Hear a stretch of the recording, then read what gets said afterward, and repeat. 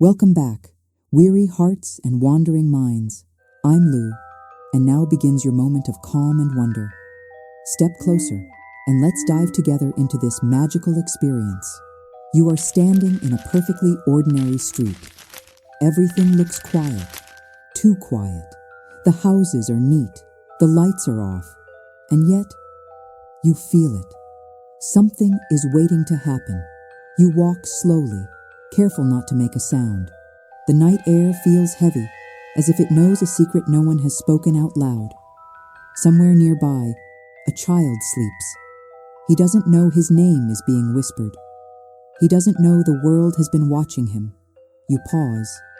Because while this place looks normal, magic has already arrived, silently, patiently.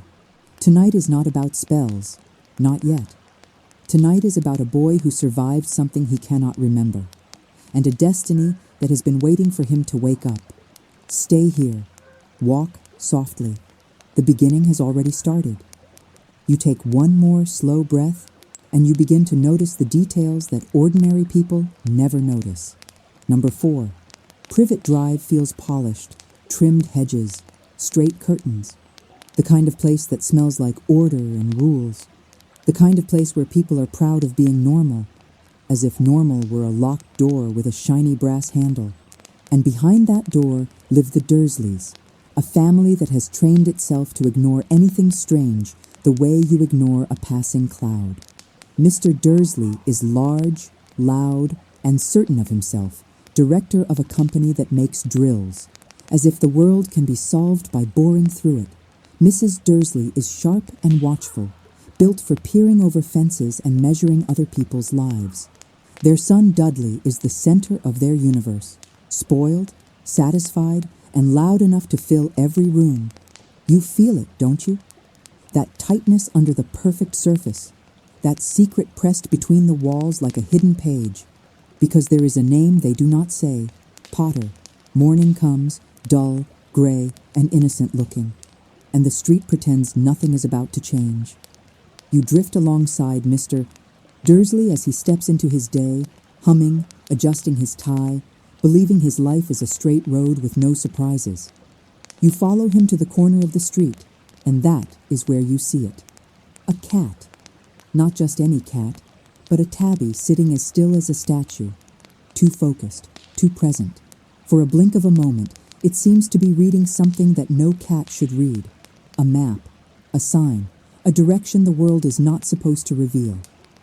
Mr. Dursley blinks, doubts himself, decides it must be imagination, because he disapproves of imagination the way some people disapprove of the sea, vast, unsettling, refusing to be controlled. You watch him drive on, and the day begins to ripple. Owls glide through daylight as if night has spilled into morning. Strangers in cloaks gather in little knots on sidewalks, whispering with the kind of excitement that makes the air shimmer. They don't look like a festival, and they don't look like a protest. They look like people who have been holding their breath for years and have finally been told they can exhale. At lunchtime, you follow Mr. Dursley past a group of cloaked figures. Their voices slip through the ordinary noise of the city like a spell half-spoken. The Potters, that's right, their son, Harry. The name hits him, hard. Not because it's magical, but because it's personal, like hearing your own secret spoken by strangers. His fear rises fast, flooding him before he can reason it away. He tries to put it all back into neat boxes. Potter is a common name. Harry could be anyone. It doesn't mean anything, but your heart knows something his mind refuses to admit. When a truth is coming, the world gets noisy. On his way home, an old man in a violet cloak hugs him in the street, joyful, trembling, calling him a muggle, as if Mr. Dursley is simply a man who lives outside a story he doesn't know exists. And when Mr. Dursley reaches his house, the tabby cat is there again, staring down the street like a sentry, waiting. That night, the television speaks in cheerful voices about impossible things. Owls behaving oddly, shooting stars falling across Britain, as if the sky itself is celebrating. Mr. Dursley sits very still, holding the weight of a question he does not want to ask.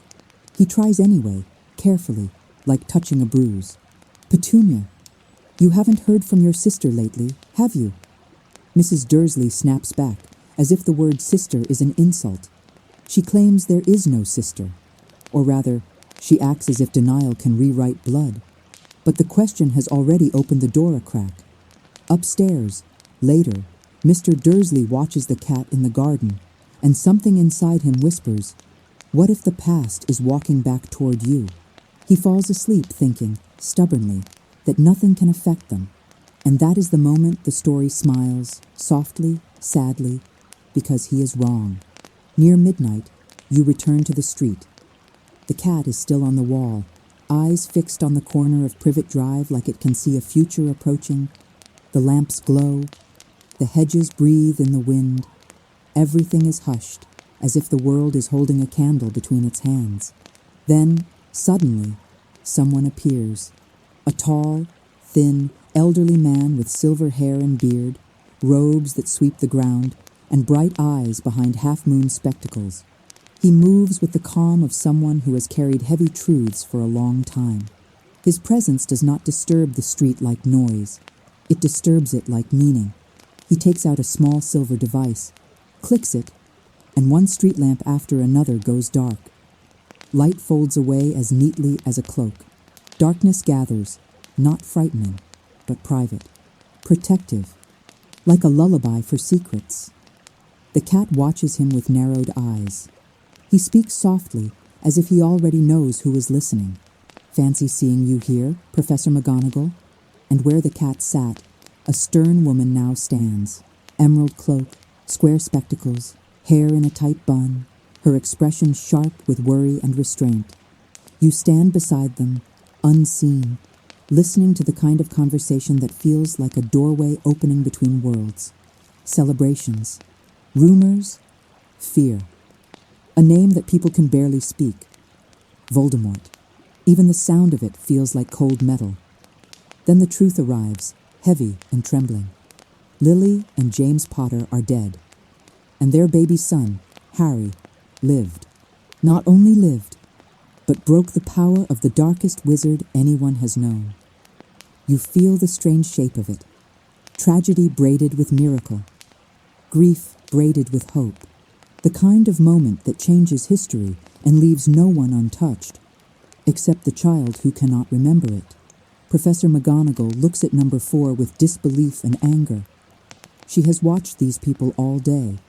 She knows what they are, closed, cruel, ordinary in the worst way. How can you leave him here? But the silver-haired man, Dumbledore, speaks with a gentleness that is firm as stone. Because fame, he knows, can be a second curse. A child praised before he can speak can become a child trapped inside other people's expectations.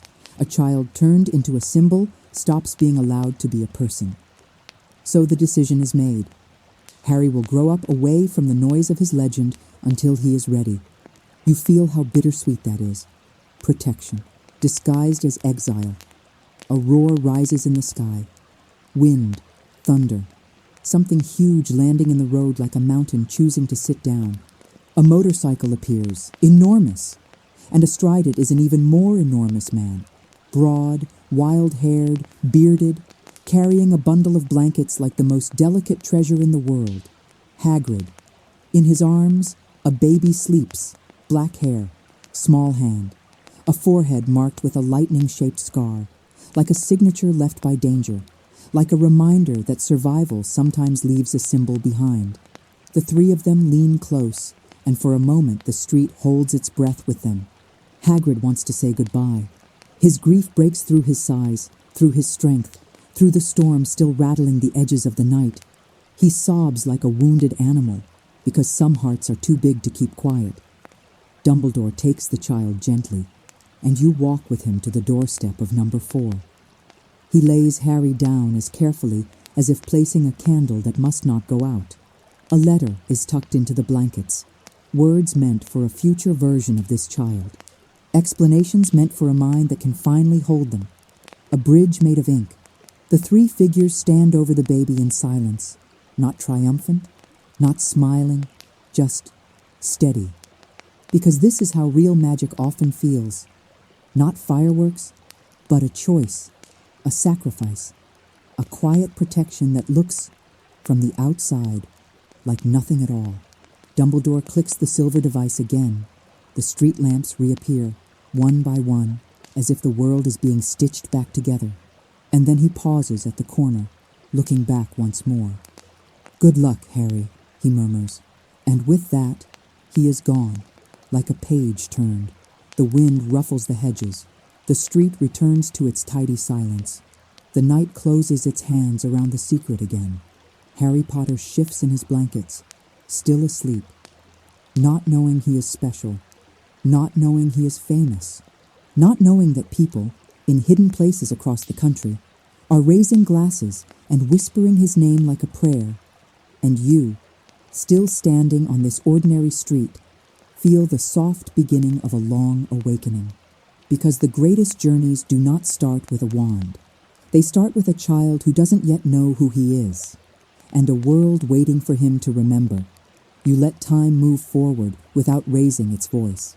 Nearly 10 years pass as quietly as dust settling on a windowsill, and Privet Drive stays almost exactly the same.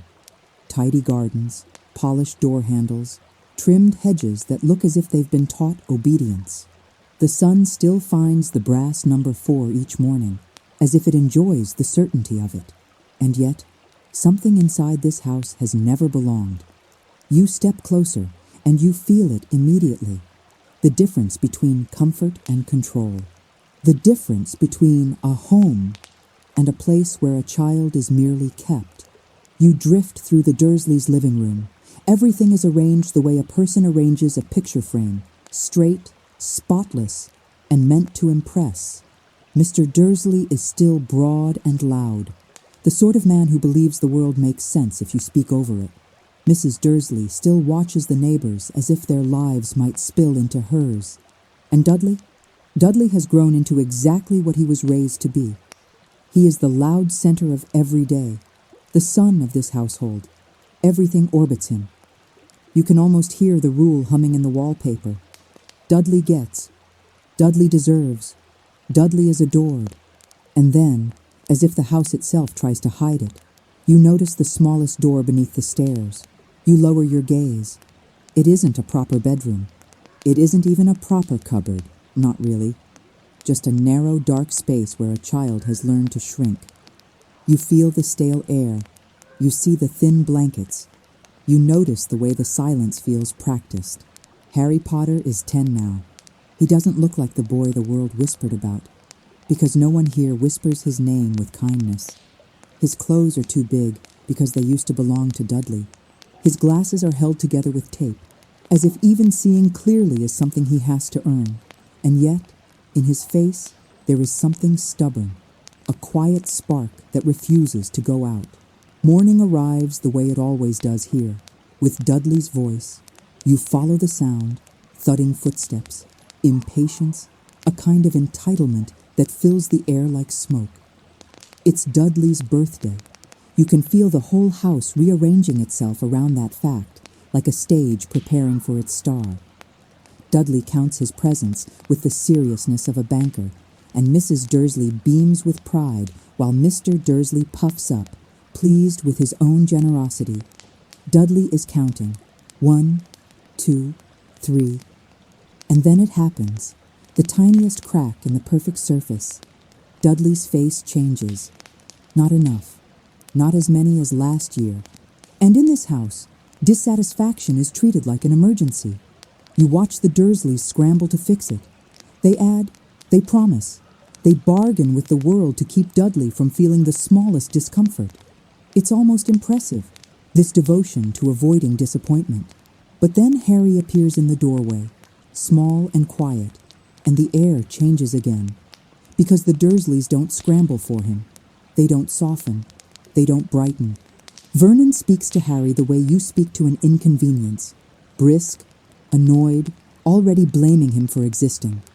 Harry is told to stay out of the way, to not ruin anything, to be grateful for whatever scraps of normal life they allow him. You feel something settle in Harry's chest. Familiar, heavy, endured, and still he says almost nothing, because he has learned that silence is safer. There is one complication in the Dursleys' perfect birthday plan. Dudley's friend, Piers Polkiss, has been invited, and the Dursleys can't leave Harry at home alone with the house, because Harry is something they don't understand, something they don't trust, something they fear might happen. So they decide Harry will come along, not because they want him there, because they don't know what else to do with him. You follow them outside, and the day feels bright in a way that almost hurts. It's the kind of bright that makes you think life should be easy, the kind of bright that makes cruelty look even uglier, because it happens right in the open.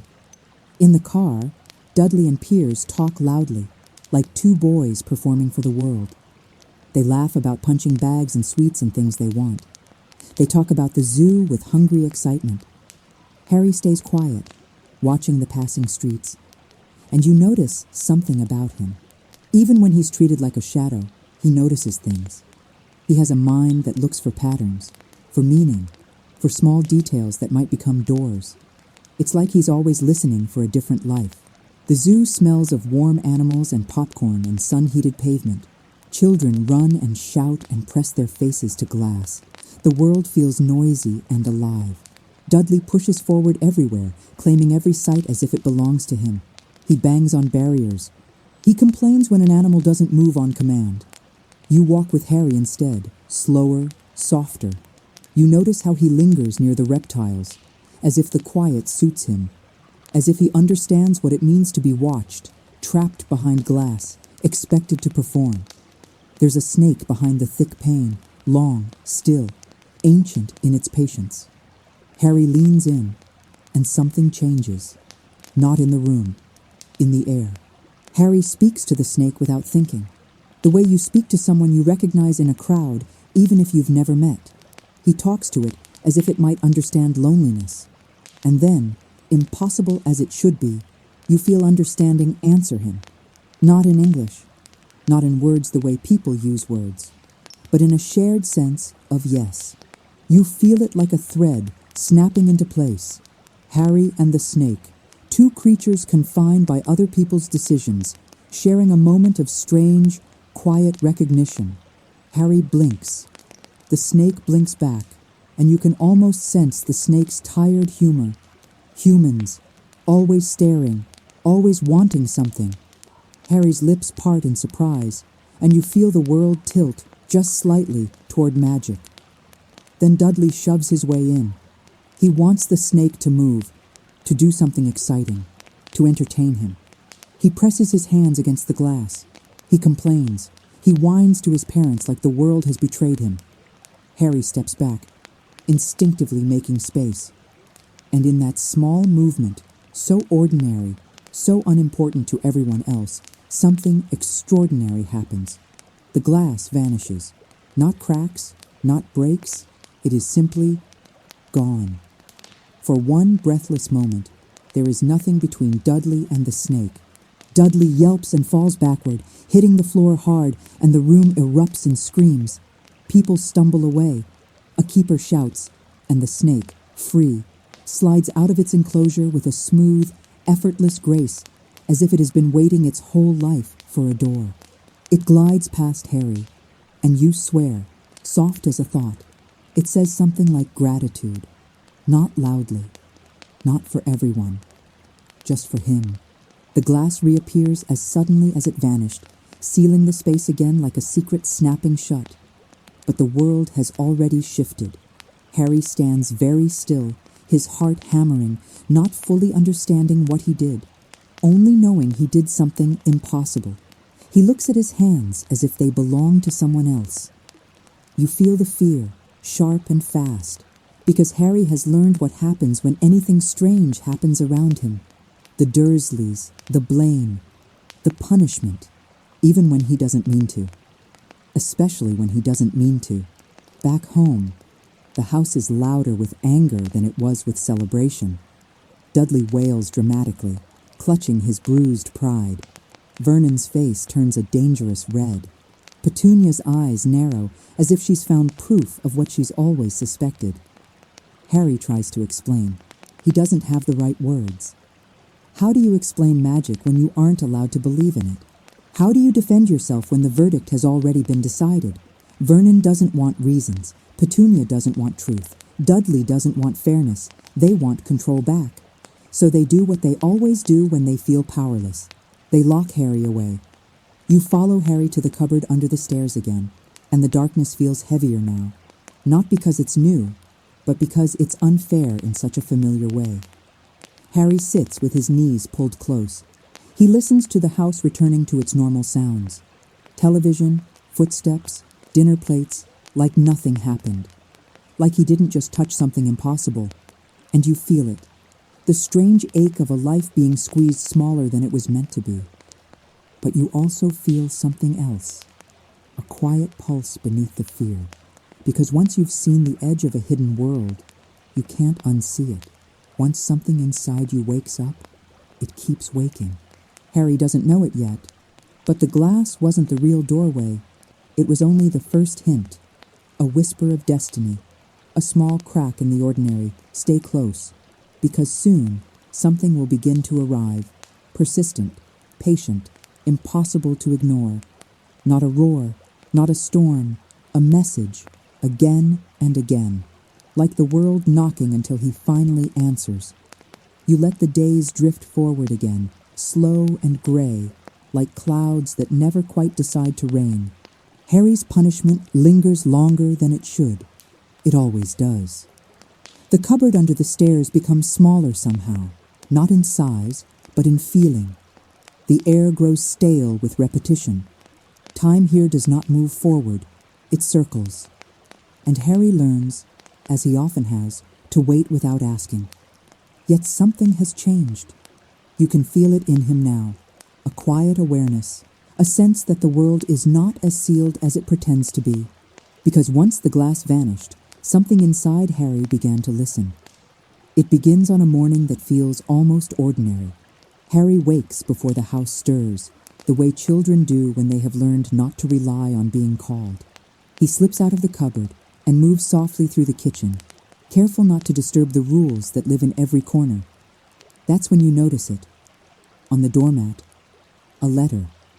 It is thick, cream-colored, addressed in green ink. You lean closer with him, heart slowing, breath catching, because something about this letter feels deliberate, patient, as though it has traveled a long way and finally found the right door. Harry reads his name. Mr. H. Potter. The cupboard under the stairs, 4. Privet Drive, Little Whinging, Surrey. Every word is correct. Too correct.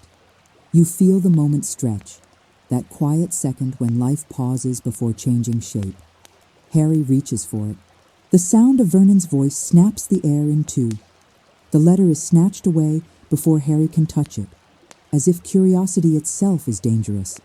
Vernon stares at the envelope the way he stares at anything that threatens his carefully built normality. Petunia's face drains of color. She knows this handwriting. She knows what this means.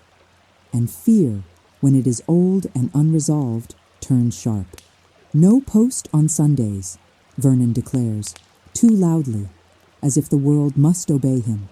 He rips the letter in half, then into quarters, then smaller still, until the message becomes scraps. Harry watches quietly, because hope, when crushed too fast, doesn't scream. It remembers. The next morning, there are more letters. Not one. Dozens. They slide through the mail slot like persistent thoughts, piling on the floor, whispering without sound. Harry stands frozen, watching envelopes bloom across the carpet like pale flowers. Vernon panics. You see it in his movements, clumsy, rushed, afraid. He snatches them up, shouting orders, shoving them into a fireplace and setting them alight as if fire can erase destiny. Petunia trembles, wringing her hands. Dudley complains. Harry stays very still, because the letters are not angry. They are patient. By the third day, the letters change tactics. They arrive at breakfast, push through the window. They appear inside eggs. They tumble down the chimney. The house begins to feel smaller, tighter, like it's trying to keep something out that no longer fits outside. Vernon boards up the mail slot, nails the doors, locks the windows. He believes if he seals every opening, the world will behave. But you know better, because truth doesn't need permission to enter. Harry finds himself smiling without realizing it, just a little, because something out there wants him. Something knows his name. That night, Vernon makes a decision born of desperation. They will leave. They will run from the letters. You watch as bags are packed hastily, tempers flaring, voices rising. Dudley complains about the lack of television. Petunia frets. Vernon barks orders like they might hold the universe in place. Harry is told nothing, but you follow him as he carries his things quietly, obediently, like someone who has learned that resistance is pointless, even when everything inside him is awake and waiting. The car drives on, through rain and darkness, toward nowhere in particular, until nowhere becomes a rock in the sea. The shack is cold, crooked, and barely holding itself together. Wind rattles the boards like bones. The ocean crashes nearby, endless and loud, as if trying to speak through the night. Inside, the air smells of damp and isolation. Vernon locks the door with satisfaction, convinced he has finally won. "No more letters," he says. Harry curls up on the floor, thin blanket pulled around him, listening to the storm press against the walls. His birthday arrives quietly at midnight, unnoticed by anyone but you. 11 years old, and still, he has never blown out candles. Then, a sound. Heavy footsteps.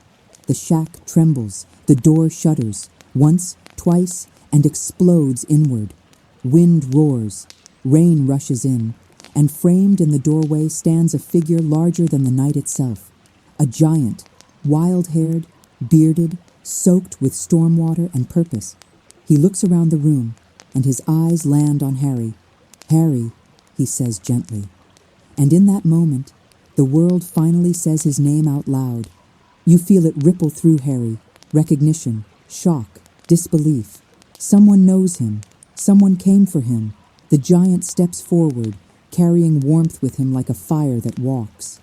He hands Harry a small, battered cake, pink frosting, green letters, "Happy Birthday, Harry." Harry stares at it, stunned, and for the first time in his life, someone celebrates his existence. The giant introduces himself, Hagrid, and with him comes truth, tumbling out in big, honest pieces, about magic, about Hogwarts, about parents who were brave and kind and real, about a world that has been waiting. Harry listens, heart pounding, as his life rearranges itself into something that finally makes sense. The cupboard, the glass, the letters. It was never him being strange. It was the world calling him home. Petunia's silence cracks. Old resentments spill into the room. Jealousy, fear, regret. A sister who chose magic, a life that could not follow. Harry understands without judging, because learning who you are does not require bitterness, only courage.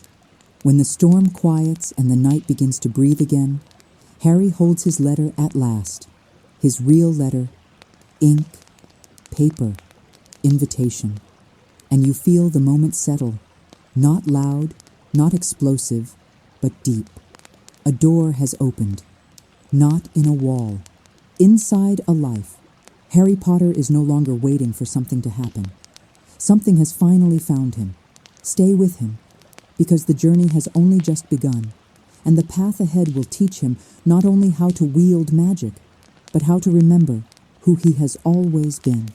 You remain inside the quiet after the storm, where the air still smells of salt and rain and something newly begun. The broken door hangs crooked on its hinges, letting the night breathe into the shack. The sea no longer roars. It murmurs now, as if satisfied that what needed to happen has happened. Harry sits very still, the small cake resting in his hands, its uneven letters glowing softly in the dim light. 11 years old. The number feels important, like a threshold quietly crossed. Across the room, the giant settles himself with surprising care, as though his size has taught him gentleness rather than force. This is the keeper of the keys, and you feel it at once. He is not here by accident. Hagrid moves slowly, respectfully, like someone who knows he is stepping into a life mid-awakening. He speaks in a warm, rumbling voice, the kind that fills empty spaces without frightening them. He explains things not as lessons, but as truths long overdue, about a hidden world layered carefully over the ordinary one, about a school where staircases move and portraits remember, about magic not as power, but as belonging. You notice how he looks at Harry, not with awe, not with expectation, but with something steadier, care. Harry listens, wide-eyed, his mind stretching to hold it all. Each word feels like a missing piece, sliding gently into place. The cupboard, the glass, the letters that refused to stop. They were never accidents, they were signs. Vernon tries to interrupt, his voice sharp with denial, his authority cracking under the weight of truth. He insists none of this is real, that it will stop, that it must. But Hagrid's calm does not bend, because some things do not need to argue to be true. When Hagrid speaks of Harry's parents, his voice softens even further. He tells of courage, of kindness, of laughter that once lived alongside danger. He does not glorify their end. He honors their lives. You feel Harry absorb this quietly, like sunlight sinking into soil that has long gone without it. For the first time, his parents are not shadows or forbidden words. They are people, and he is their son. Pause. Petunia watches from the corner of the room, rigid and pale. Her silence speaks in sharp edges. She hears her sister's name and feels old choices stir, the path not taken, the door she closed herself. Harry does not press her. Some truths, you sense, must be faced alone. Hagrid, however, will not allow lies to stand unchallenged, not when they have shaped a child's life so cruelly. He corrects the story Harry has been told, gently but firmly. Harry did not survive because he was weak. He survived because love stood between him and darkness. And love left a mark stronger than any curse. You feel the meaning of that settle in your chest, slow and deep. At last, Hagrid produces a folded piece of parchment, Harry's letter, whole and intact. He places it in Harry's hands as though returning something precious that was always his. Harry opens it carefully. You read along with him. An invitation, a welcome, a future written not as a demand, but as a possibility.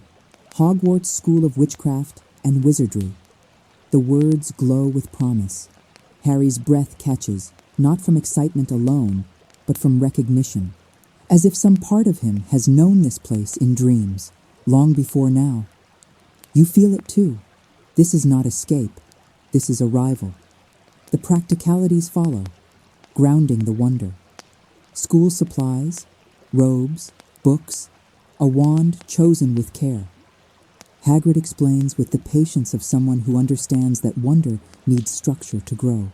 And then comes the final truth of the night. Hagrid will take Harry away from here, not forever, but far enough. You feel the weight of it. Leaving is not easy, even when staying has been painful. Harry looks around the shack, at the Dursleys, at the life he has endured. There is no triumph in his expression, only quiet readiness. Because sometimes courage is not loud. Sometimes it is simply standing up when the door opens. The sea continues its low song outside as the decision settles into the world. Harry folds his letter carefully and holds it close, like a compass newly discovered. Hagrid watches him with a small, proud smile, already protective, already loyal.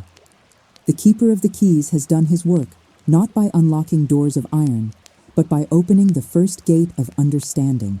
You stand beside Harry as the night deepens, knowing that dawn will bring movement, choices, and a path that winds far beyond this lonely rock. Stay close, because tomorrow the world will grow wider, and the journey will begin not with magic alone, but with trust. Morning arrives quietly, as if it knows this day should not be rushed. The sea is calmer now, its restless voice softened into a steady breath. You walk beside Harry as he leaves the shack behind, carrying very little in his hands and so much more in his heart. Hagrid leads the way, each step solid, reassuring. With him, the world feels less sharp, less uncertain. The ordinary road stretches ahead, but you sense it thinning, like fabric worn soft enough to tear. This is the day Harry will learn that hidden things are not gone. They are simply waiting. London hums with its usual rhythm, hurried footsteps, distant horns, people wrapped in their own thoughts. Harry moves through it quietly, taking everything in. Eyes wide but careful, as if afraid the wonder might vanish if he stares too long. Then Hagrid stops. The leaky cauldron stands before you, crooked, unremarkable, easily ignored. People pass by without seeing it, without knowing how close they are to another life brushing past their own. Hagrid opens the door, and the world tilts. Inside, the air is warmer, older, layered with stories.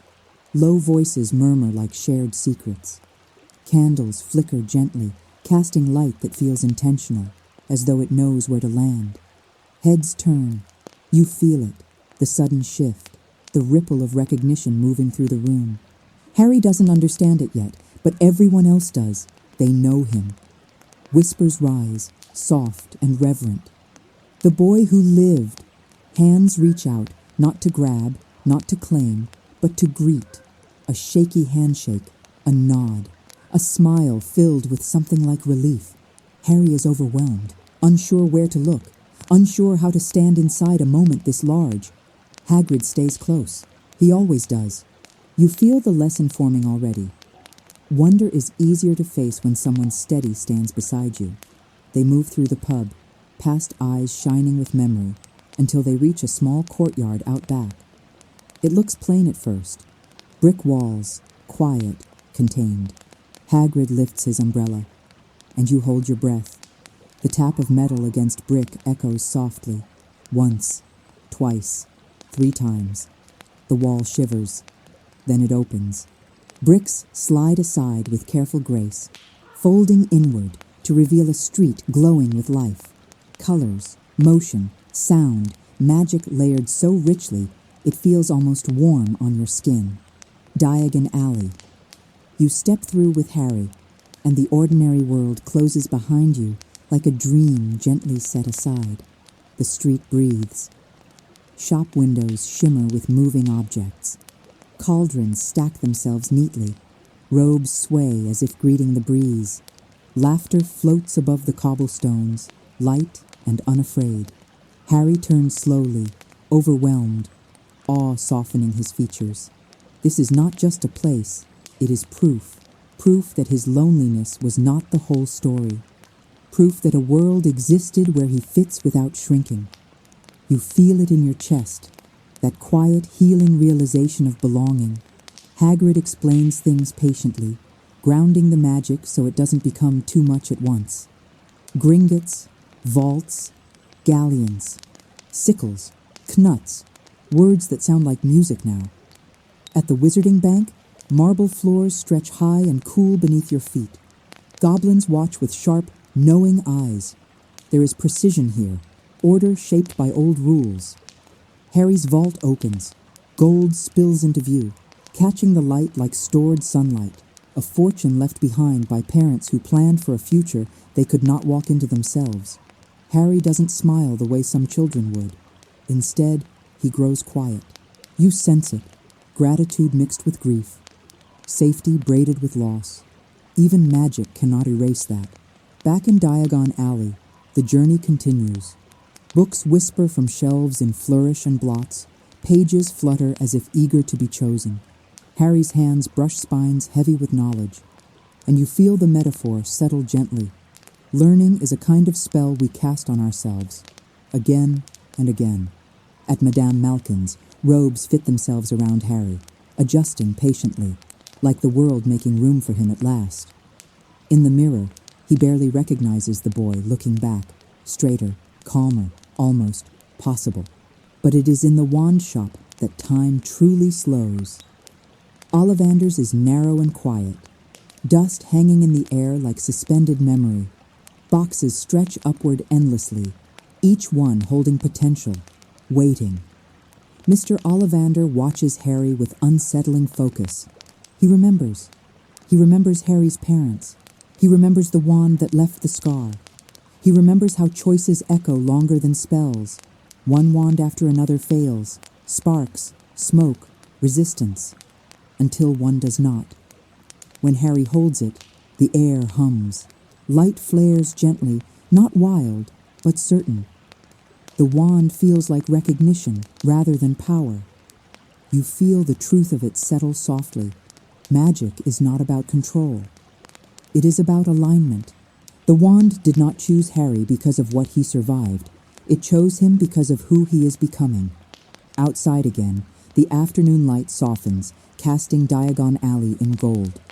Harry clutches his bags, his wand, his future, and for the first time, he smiles without hesitation, not wide, not loud, but real. You walk beside him as the street slowly fades back into the ordinary world, knowing something essential has shifted. The path ahead will not be easy. There will be fear, mistakes, shadows, but there will also be guidance. Friendship, choice, and the slow, beautiful work of becoming. Stay close, because the next step will take him farther than any hidden street ever could, onto a platform between worlds, where journeys begin not with certainty, but with hope. The morning carries a different kind of energy now, not hurried, not heavy, but expectant. You walk beside Harry through the echoing halls of King's Cross Station, where footsteps overlap and voices blur into a steady hum. Everything feels ordinary again. Timetables, suitcases, families moving with purpose. And yet, you know this place holds a doorway. Harry grips his trolley a little tighter. The owl cage rattles softly, feathers shifting inside. He checks the ticket once more, just to be sure. Platform 9 3/4. The words feel unreal in his pocket, like a secret written just for him. You notice the hesitation in his steps. It's one thing to believe in magic when it opens itself for you.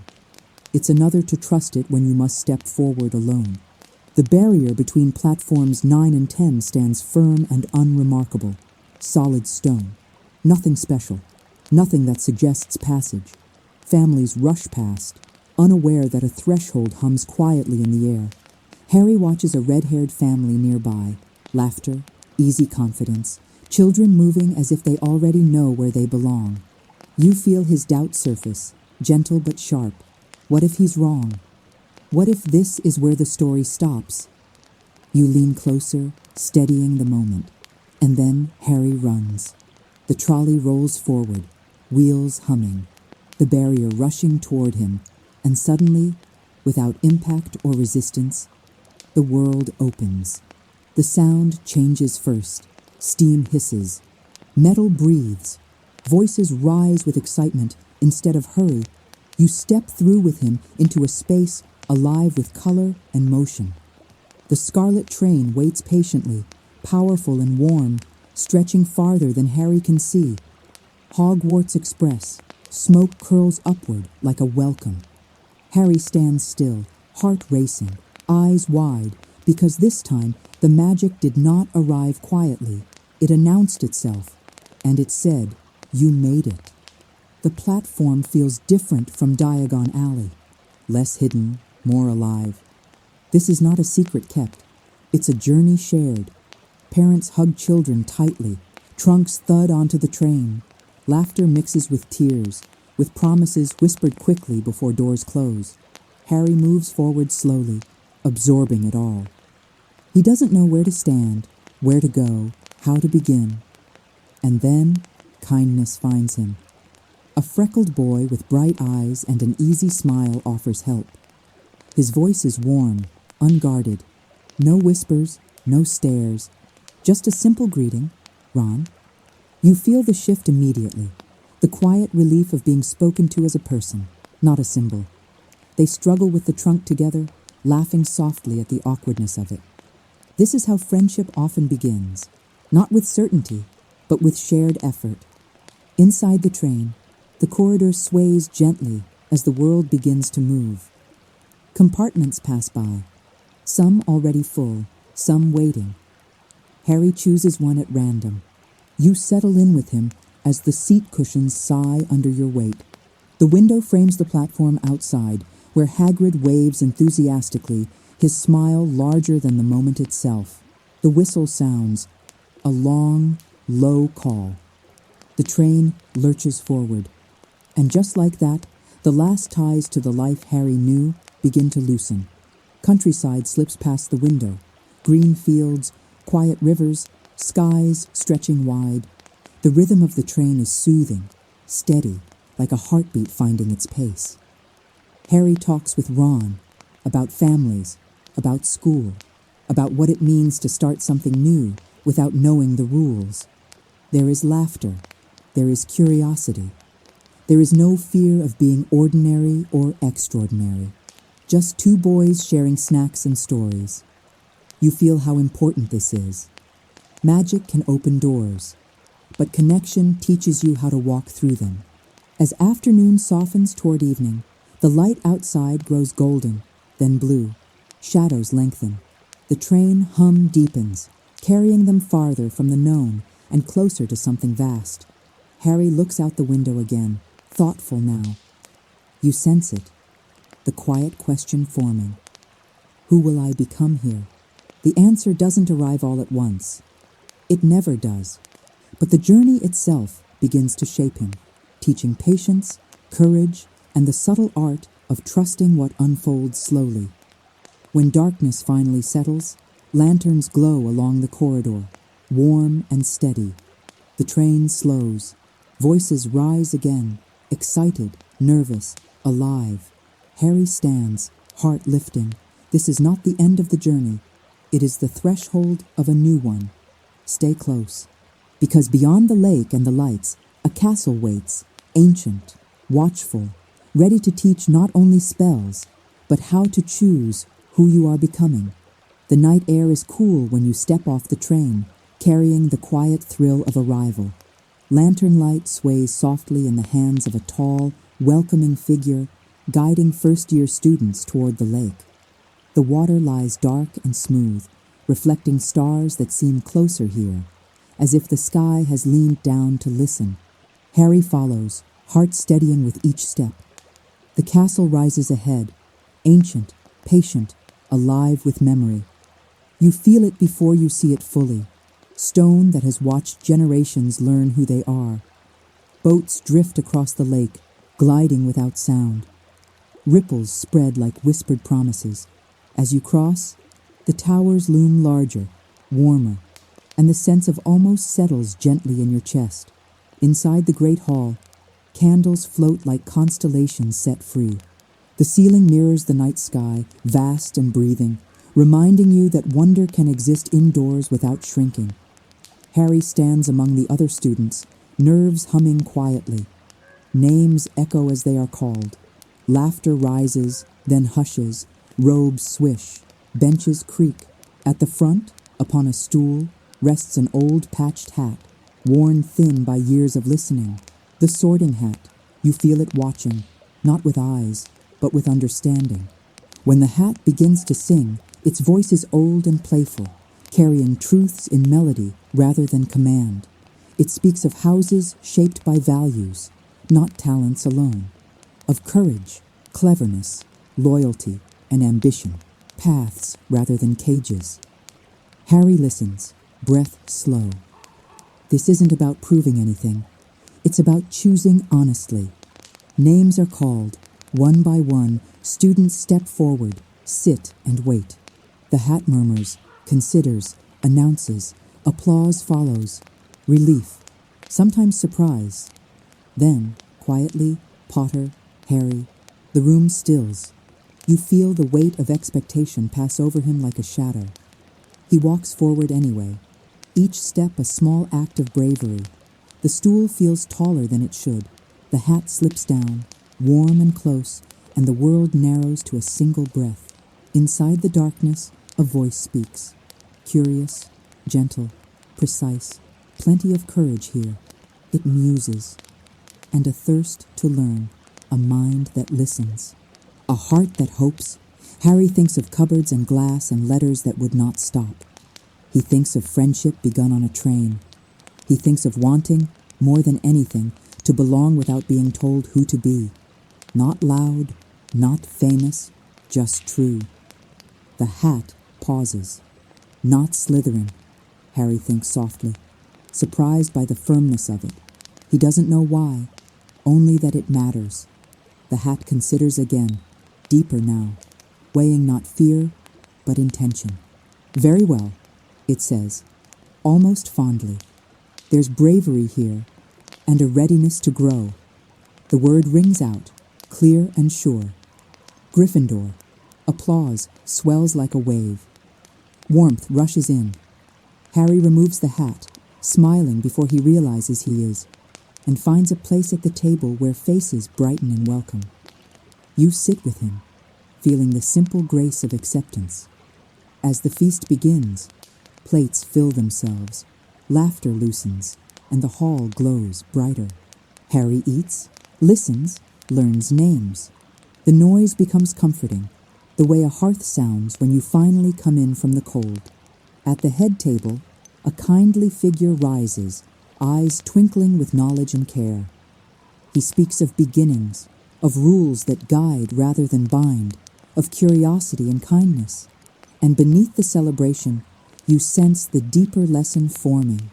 Who you are becoming is shaped not by labels, but by the choices you make when you're seen. Later, as candles burn lower and voices soften, Harry follows his new house through corridors that curve like thoughts.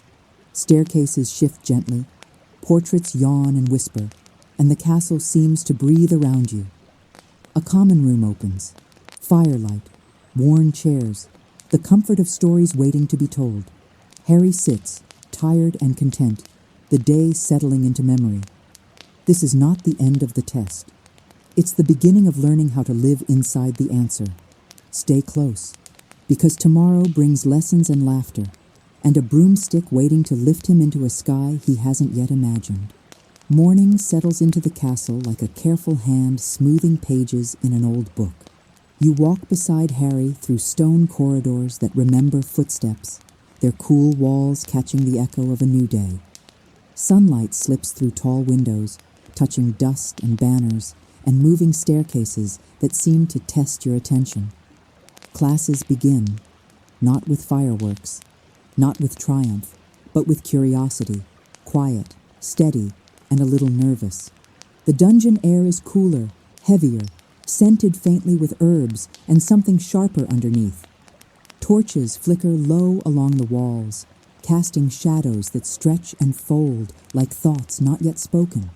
Harry takes a seat among unfamiliar faces, quills ready, bottles aligned, cauldrons waiting, and then he enters Professor Snape. You feel the shift instantly, the room tightening like a held breath. His black robes move without sound. His eyes, dark and precise, skim the class as if reading margins others never notice. He does not smile. He does not hurry. He begins without introduction. His voice low and deliberate, speaking of potions as subtle art and exact science, of precision, of consequences, of how power can be brewed quietly, drop by drop. Harry listens, trying to follow each word, each instruction, but attention has already found him. Snape's gaze settles on Harry with unsettling focus. Questions follow, sharp, sudden, public. Harry knows some answers. Not enough. Not yet. His voice falters, not from ignorance alone, but from the pressure of being seen without kindness. Snape's corrections are swift, cutting. Each remark lands like a test Harry didn't know he was taking. You feel the confusion ripple through him. Why this coldness? Why this edge? There is no explanation offered, only judgment delivered with precision. And yet, beneath the discomfort, another lesson begins to take shape. Potions simmer. Ingredients are measured, chopped, stirred at exact moments. Harry works carefully, trying to do everything right. The cauldron bubbles softly, alive with possibility and risk. A small mistake nearby turns a potion sour. Smoke curls upward. Snape glides across the room, intervening before damage spreads. His control absolute. Harry notices it then. The truth beneath the severity. Snape is not careless. He is vigilant. He knows how fragile learning can be when mixed with arrogance or haste. And still, vigilance without warmth cuts deep. When class ends, relief flows through the room like released tension. Students gather their things, voices rising again, laughter returning cautiously. Harry lingers for a moment, unsettled. You sense it, the ache of trying and not being understood. The old fear that maybe something about him invites disapproval. But as he leaves the dungeon, the castle lightens again. Stone warms, windows brighten. The day opens back up, and with it comes balance.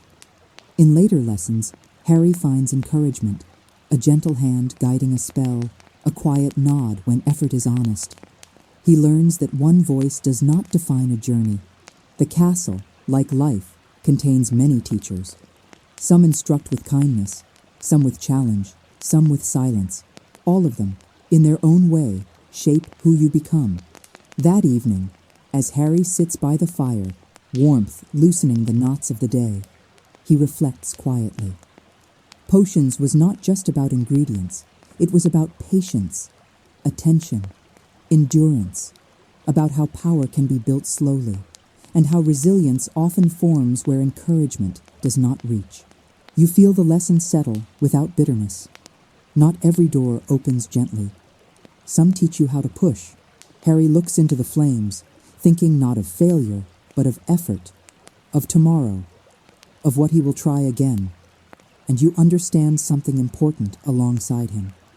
Growth is not always comfortable, but it is always revealing. Stay close, because soon a different kind of magic will rise, one that lifts the body as well as the spirit and teaches Harry what it feels like to fly. Night at Hogwarts does not fall all at once. It seeps. You feel it as the corridors quiet, as candles dim and portraits murmur themselves to sleep.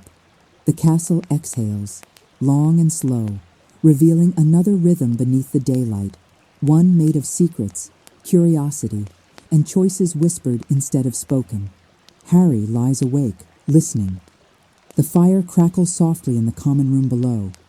The dormitory breathes with the sound of sleeping boys, and yet something inside him refuses to settle, because the day did not end cleanly. Words linger, a challenge spoken with arrogance, a name said like a dare, a promise made without thinking. Draco Malfoy's smirk returns to Harry's mind, sharp, certain, designed to provoke. A midnight duel, a test of nerve more than skill. Harry didn't plan to accept. But courage, you are learning, is not always loud. Sometimes it simply refuses to back away. Ron shifts beside him, half awake, already tangled in the idea of adventure and rebellion. Hermione appears moments later, tense and disapproving, her concern stitched tightly to logic and rules. You'll lose house points, she whispers urgently. She's right. You know she is. But the night has a way of bending certainty. You slip into the corridors together, moving softly, footsteps careful, hearts alert. The castle feels different now, larger, watchful, awake in its own quiet way. Shadows stretch longer. Tapestries seem to listen. Staircases hesitate before deciding where to lead. Every turn feels like a question, and Harry feels it. That strange balance between fear and excitement, between caution and the pull of proving something, even if he doesn't know exactly what. This is not about winning. It's about standing. Peeves appears without warning, laughter bubbling like mischief made solid. His voice ricochets off stone, threatening exposure with every gleeful word. Panic flickers. Hermione hisses for silence. Ron grabs Harry's sleeve.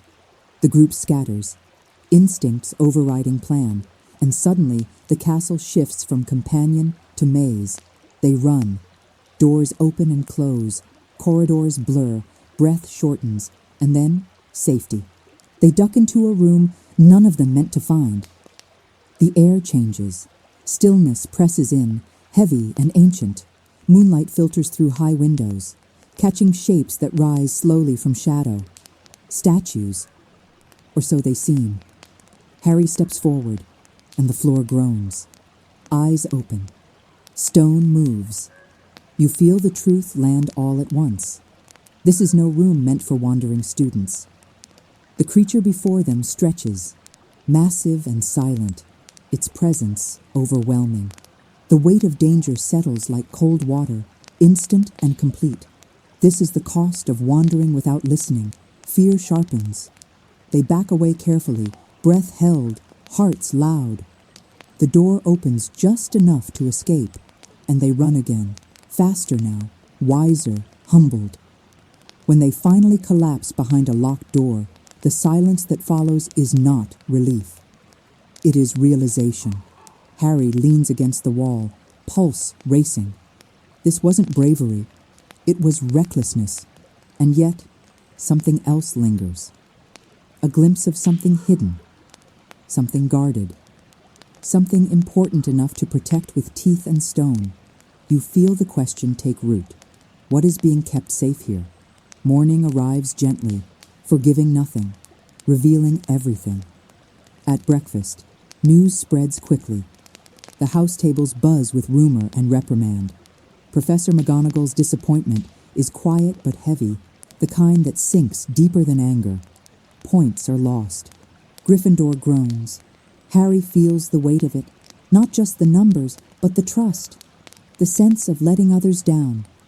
And yet, when Hermione speaks later, her voice softer now, you hear something important. That thing was guarding something. Not accusation, observation.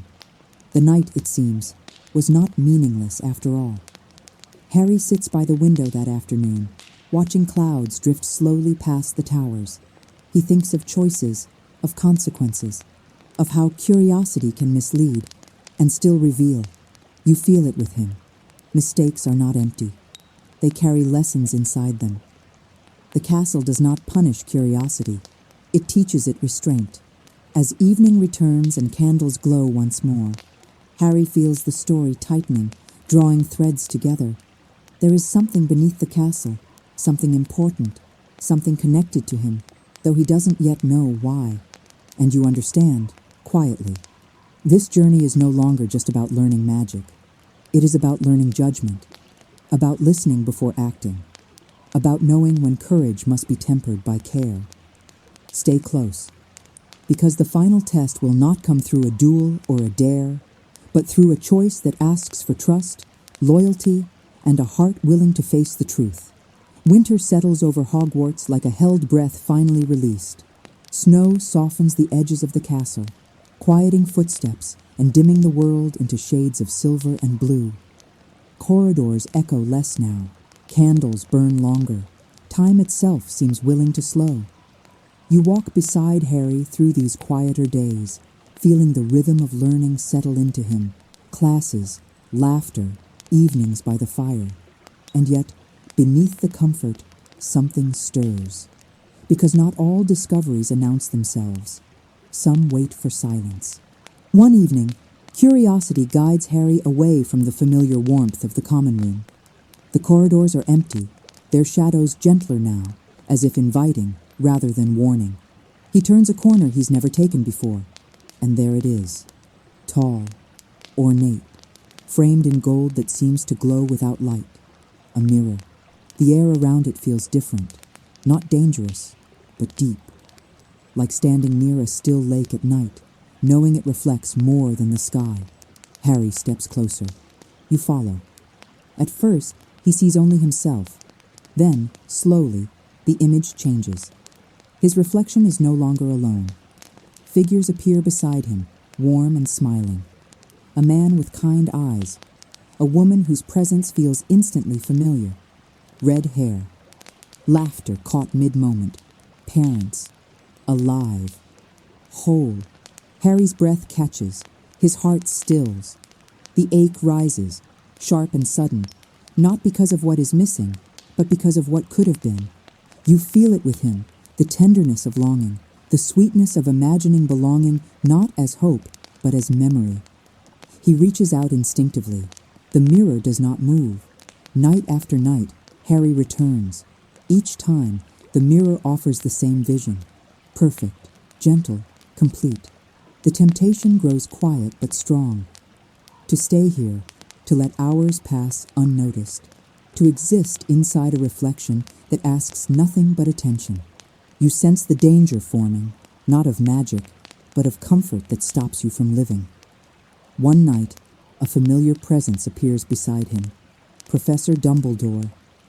He stands calmly, eyes bright with understanding, not surprise. This mirror shows us nothing more or less than the deepest desire of our hearts, he explains softly.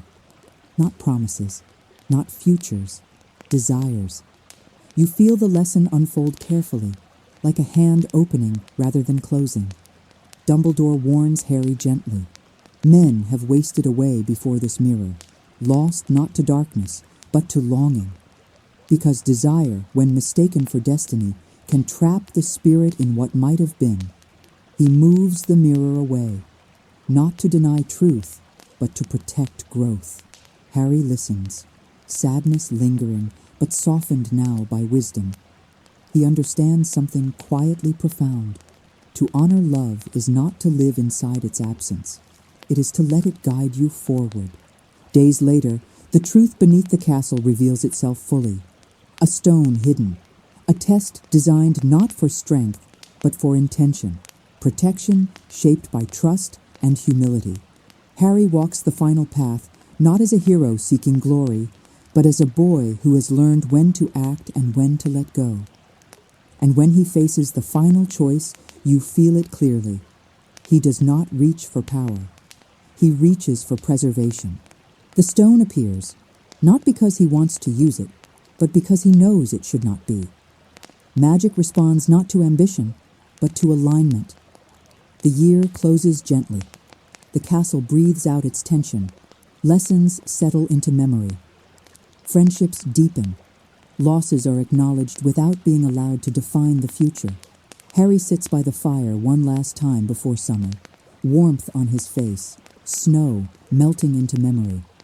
You sit with him, knowing something essential has changed, not loudly, not dramatically, but truly, because this story was never about defeating darkness. It was about remembering who you are, even when the world tries to tell you otherwise, about choosing growth over longing, presence over illusion, hope over fear. And as the castle fades softly behind you, the lesson lingers like a final candle left burning. What you desire reveals who you are, but what you choose reveals who you become. So take this with you, as you return to your own quiet moments, your own mirrors, your own thresholds, and ask yourself gently, what do you see when the world grows still? And who are you becoming when you turn away and step forward? Rest now. The magic remains.